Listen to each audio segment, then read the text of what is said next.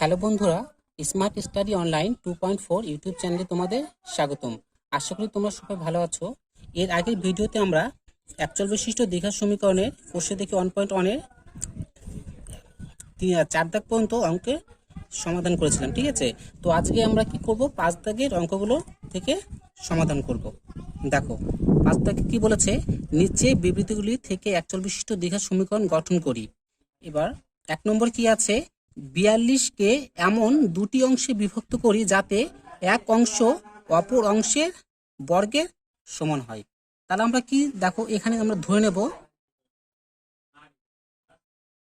ধরি একটি একটি অংশ x, ঠিক আছে। অতএব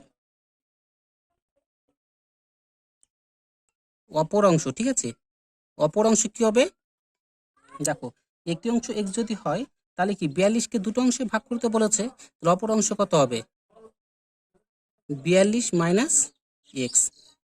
এবার এখান থেকে আমরা কি শর্ত অনুসারে লিখবো, শর্ত সাজাবো।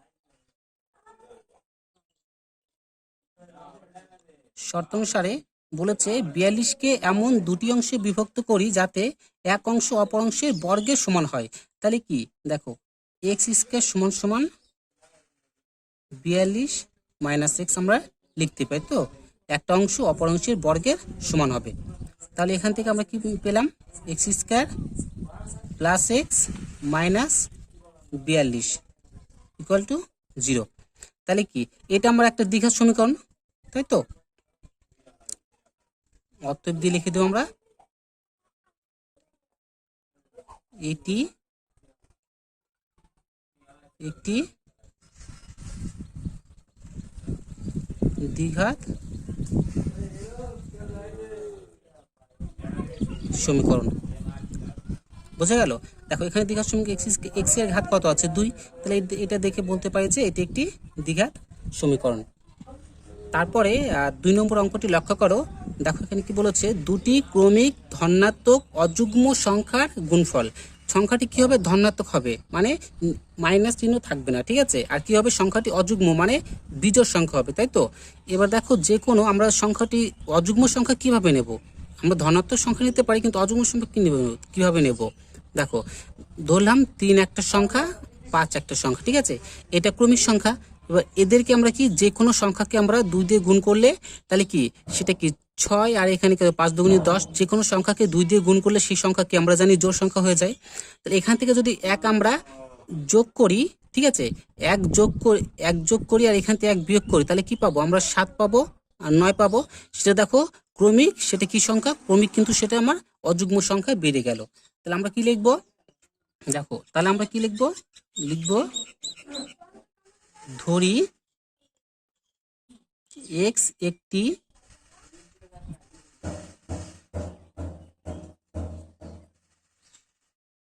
ধনাত্মক সংখ্যা। তাহলে x একটি ধনাত্মক সংখ্যা, এটা ধরলাম, তাই তো। এবার কি তাহলে ক্রমিক সংখ্যা দুটো কি হবে, অতএব দুটি ক্রমিক ধনাত্মক অযুগ্ম সংখ্যা হবে। দেখো এটা কি হবে, 2x প্লাস 1 একটা হলো, আর একটা কি হবে 2x মাইনাস 1। কারণ কি আমরা x তো আমার ধনাত্মক সংখ্যা, x কে 2 দিয়ে গুণ করলে জোড় সংখ্যা হয়ে গেল, তার সঙ্গে প্লাস 1 করলে সেটা আমরা কি বিজোড় সংখ্যা পেয়ে যাবো, আর মাইনাস 1 করলে সেটা কি, সেটাও আমরা বিজোড় সংখ্যা পেয়ে যাবো, আর সেটা সেই সংখ্যা হলো কি হবে, ক্রমিক হবে, ক্রমিক সংখ্যা হবে, ঠিক আছে। এবার এই সংখ্যা কি সমীকরণ শর্ত সাজাতে হবে সমীকরণের।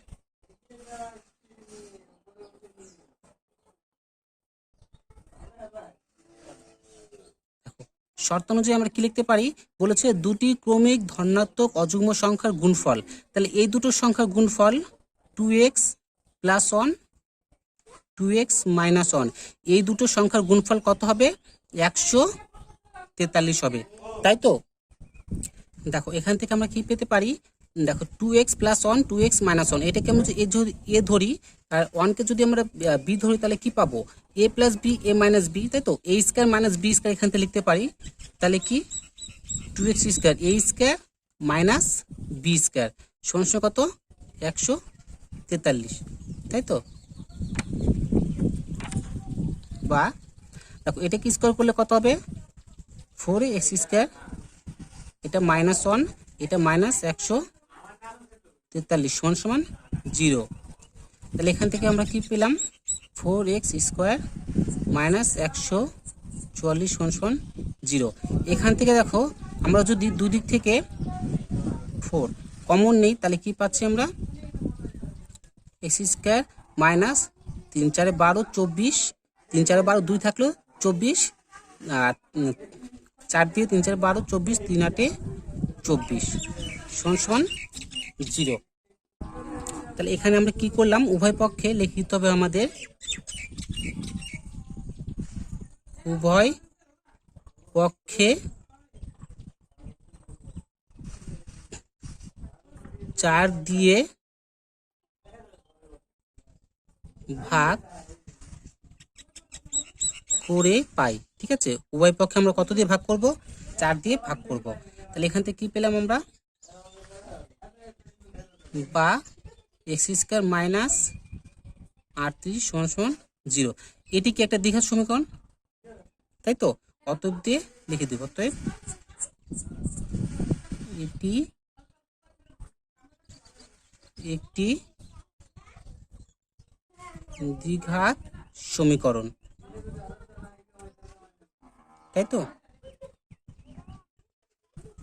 তারপরে 3 নম্বর অঙ্কটি লক্ষ্য করো, কি বলেছে? দুটি ক্রমিক সংখ্যার বর্গের সমষ্টি 313।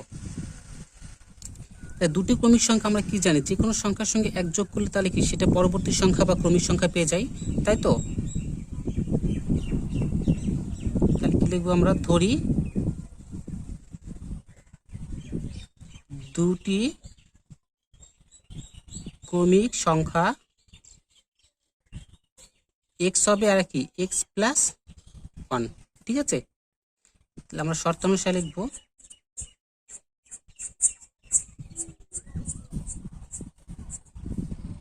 শর্তানুসারে।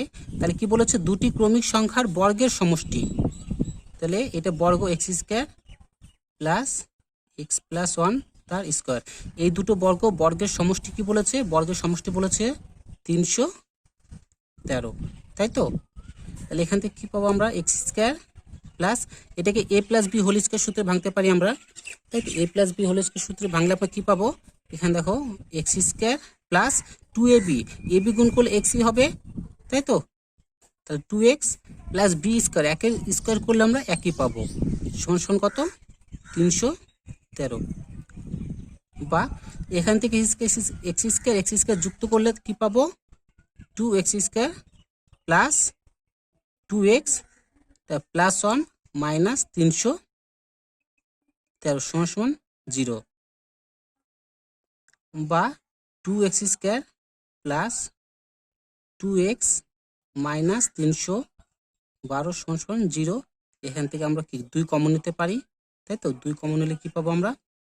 x square plus x minus 2 একে 2, 5 দুগুণী 10, 6 দুগুণী 12 সমান কত? 0। বা x square plus x minus 156 সমান 0, তাই তো? তো এটা একটা দ্বিঘাত সমীকরণ প্রকাশ হয়ে গেল। অতএব এটি একটি দ্বিঘাত সমীকরণ।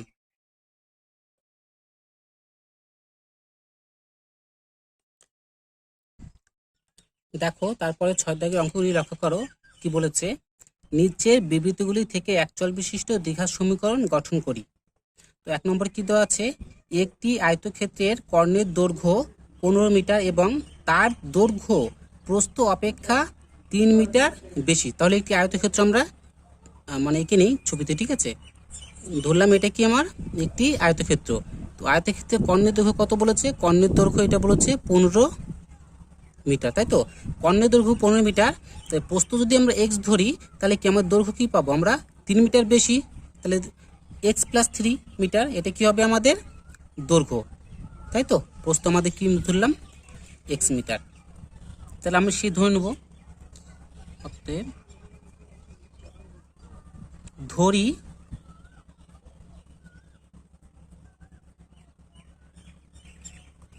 আয়তক্ষেত্রের প্রস্থ এক্স মিটার। দেখো আয়তক্ষেত্রের প্রস্থ যদি এক্স মিটার হয় তাহলে অতএব আয়তক্ষেত্রের দৈর্ঘ্য কি হবে? এর থেকে 3 মিটার বেশি, তাহলে কি এক্স প্লাস 3 মিটার। দেখো আমাদের পিথাগোরাসের সূত্র অনুযায়ী আমরা বলতে পারি, ঠিক আছে,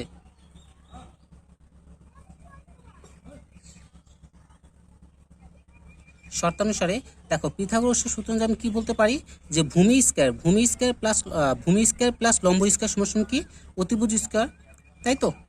বা লম্ব স্কয়ার প্লাস ভূমি স্কয়ার, তাহলে কি x square plus x plus 3 x square, তাহলে লম্ব স্কয়ার প্লাস ভূমি স্কয়ার সমান কি অতিভুজ স্কয়ার, তাহলে 15 স্কয়ার, তাই তো? তো এখান থেকে আমরা কি পাচ্ছি? এক্স স্কয়ার প্লাস এখান থেকে A plus B whole square ভাঙাতে হবে, তো এখান থেকে পাবো A square plus 2 into A into B plus B square সমান 15 গুণ করলে কত পাবো আমরা?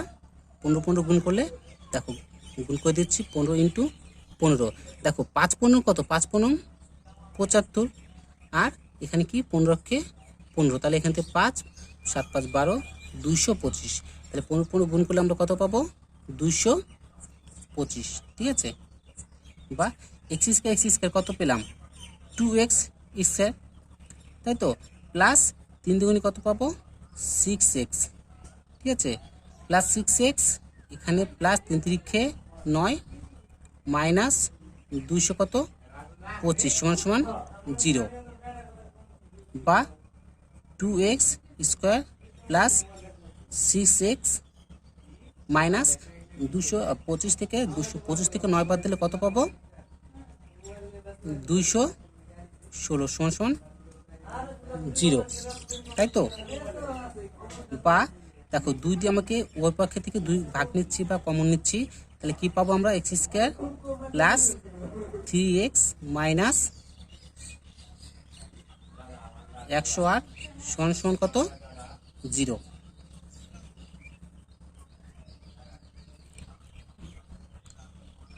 বা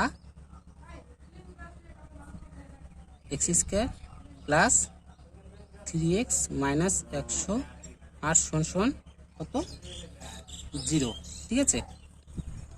এটা কি একটা দ্বিঘাত সমীকরণ? অতএব লিখব উত্তর, এটি একটি দ্বিঘাত সমীকরণ। বোঝা গেল? তারপরে 2 নম্বর অঙ্কটি লক্ষ্য করো, কি বলেছে? এক ব্যক্তি 80 টাকায় কয়েক কিগ্রা চিনি ক্রয় করলেন। যদি ওই টাকায় তিনি আরও 4 কিগ্রা চিনি বেশি পেতেন তবে তার কিগ্রা প্রতি চিনির দাম 1 টাকা কম হতো। এখানে দেখো 80 টাকায় কত কিগ্রা চিনি ক্রয় করলেন সেটা কিন্তু আমাদের বলা নেই বা দেওয়া নেই, তাই তো? তাহলে আমরা কি ধরে নেব, ঠিক আছে?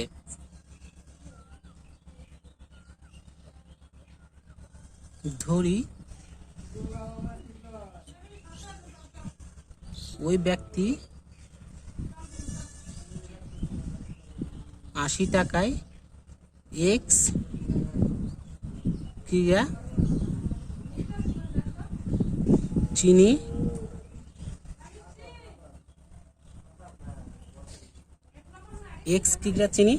ক্রয় করলেন, ঠিক আছে? তাহলে কি প্রতি কিগ্রা চিনি মূল্য কত হবে? অতএব প্রতি কিগ্রা চিনির মূল্য কত? প্রতি কিগ্রা চিনির মূল্য কত হবে? তাহলে 80/x টাকা, তাই তো? তারপরে কি বলেছে? যদি ওই টাকায় তিনি আরও 4 কিগ্রা চিনি বেশি পেতেন। কত কিগ্রা? 4 কিগ্রা। দেখো তাহলে কি এক্স প্লাস 4, তাই তো? এক্স প্লাস 4 কিগ্রা একবার লিখে দিচ্ছি, ঠিক আছে? এক্স প্লাস 4 কিগ্রা চিনির মূল্য মূল্য 80 টাকা হলে প্রতি কিগ্রা চিনির মূল্য হতো কত? 80/x প্লাস 4, তাই তো? এবার কি করবো আমরা? লিখবো শর্তানুসারে। শর্তানুসারে 80/x কি বলেছে দেখো, যদি ওই টাকায় তিনি আরও 4 কিগ্রা চিনি বেশি পেতেন তবে তার কিগ্রা প্রতি চিনির দাম 1 টাকা কম হতো। তাহলে কি এটা এটা এটা প্রথমে চিনির দাম ছিল কিগ্রা প্রতি, এটা পরের দাম।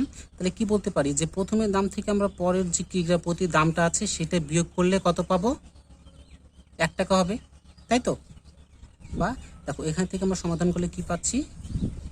এক্স ইন্টু এক্স প্লাস 4, এখান থেকে এক্স বাদ যাবে, তাহলে 80 দিয়ে এক্স প্লাস 4কে 80 দিয়ে গুণ করবো, তাহলে কী পাবো আমরা? 80x প্লাস 4টে কত? 32, অর্থাৎ 320। এটাকে এক্স প্লাস 4 বাদ দিব, এক্স দিয়ে গুণ করলে কি পাবো? Minus 80x = 1। বা দেখো এখান থেকে 80x কেটে গেল, তাহলে কি এখানে এক্স স্কোয়ার একবারে কোণে কোণে গুণ করে লিখে দিচ্ছি, ঠিক আছে? এক্স স্কোয়ার প্লাস 4x = কত? 320। বা x square plus 4x minus 320 = কত? 0, তাই তো? এটা দেখো, এটা x square plus 4x minus 320 = 0, এটা আমরা দ্বিঘাত সমীকরণ আকারে প্রকাশ করা হয়ে গেল। অতএব লিখব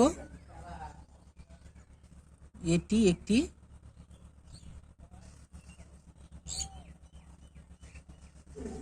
দ্বিঘাত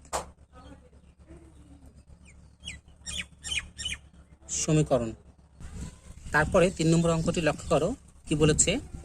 দুটি স্টেশনের মধ্যে দূরত্ব 300 কিমি। একটি ট্রেন প্রথম স্টেশন থেকে সমবেগে দ্বিতীয় স্টেশনে গেল। ট্রেনটির গতিবেগ ঘন্টায় 5 কিমি বেশি হলে ট্রেনটির দ্বিতীয় স্টেশন থেকে 2 ঘন্টা কম সময় লাগতো।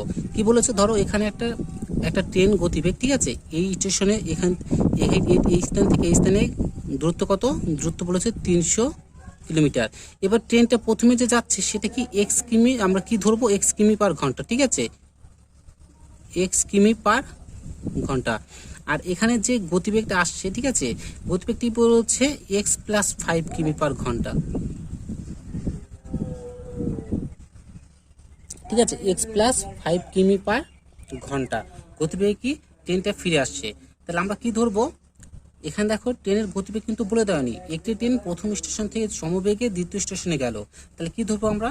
ধরি ট্রেনটির গতিবেগ, অতএব ধরি ট্রেনটির গতিবেগ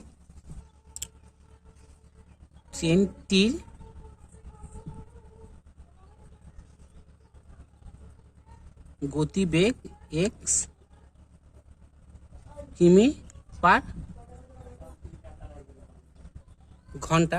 তাহলে আমরা কি বলতে পারি? যে 300 কিমি যেতে, দেখো 300 কিমি যেতে সময় লাগে কত? 300/x, তাই তো? 300/x ঘন্টা। তারপরে লিখব যদি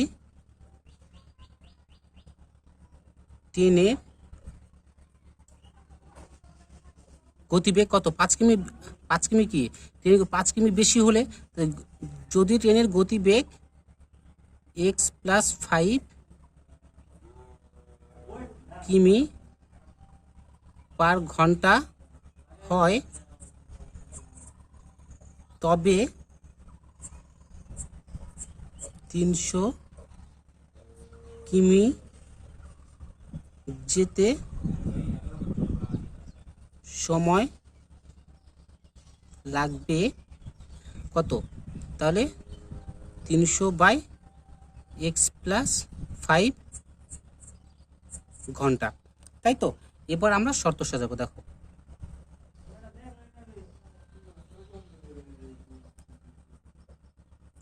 শর্তানুসারে এখানে কি বলেছে, দেখো প্রথমে ট্রেনের গতিবেগ কত ছিল, এত সময় লাগতো। এবার দ্বিতীয় ট্রেনটির সময় লাগে কত, এত ঘন্টা। এবার কি বলেছে, ট্রেনটির গতিবেগ ঘন্টায় 5 কিমি বেশি হলে ট্রেনটির দ্বিতীয় স্টেশন থেকে 2 ঘন্টা কম সময় লাগতো। এবার আমরা তাহলে কি বলতে পারি, যে প্রথমে সময় বেশি লাগতো, তাই তো, যেহেতু গতিবেগ আমার কম ছিল। তাহলে কি এখানে 300/x মাইনাস 300/x+5 সমান কত, 2, তাই তো।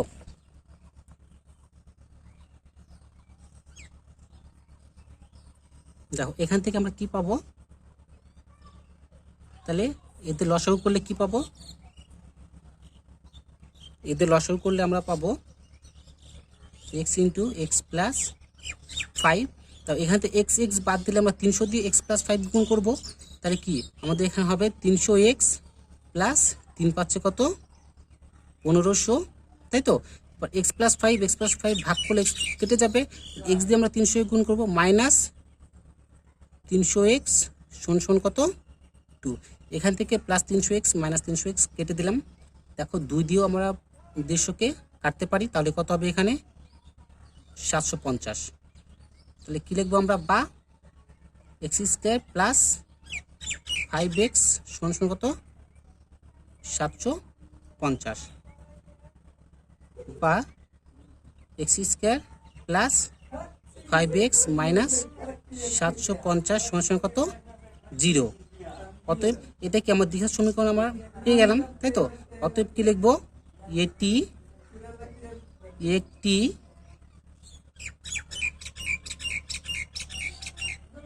দ্বিঘাত সমীকরণ। বোঝা গেল? আশা করি প্রত্যেকটি অঙ্কই তোমরা খুব ভালোভাবে বুঝতে পেরেছো। যদি কোথাও অসুবিধা থাকে তাহলে অবশ্যই আমাকে কমেন্ট বক্সে কমেন্ট করে জানাবে। আর ভিডিওটি ভালো লাগলে অবশ্যই একটি লাইক প্রেস করে দিবে, ঠিক আছে। আর আমার চ্যানেলে নতুন সদস্য হয়ে থাকলে আমার চ্যানেলটিকে অবশ্যই সাবস্ক্রাইব করে দিবে এবং পাশে থাকা বেল আইকনটি প্রেস করে দিবে। কেননা এর পরবর্তীতে যখনই আমি নতুন কোনো ভিডিও আপলোড করব তখনই সবার কাছে সেই ভিডিওটা তোমার আগে পৌঁছে যাবে। ভালো থেকো, সুস্থ থাকো, এই কামনা করে আমি আমার ভিডিওটি শেষ করছি।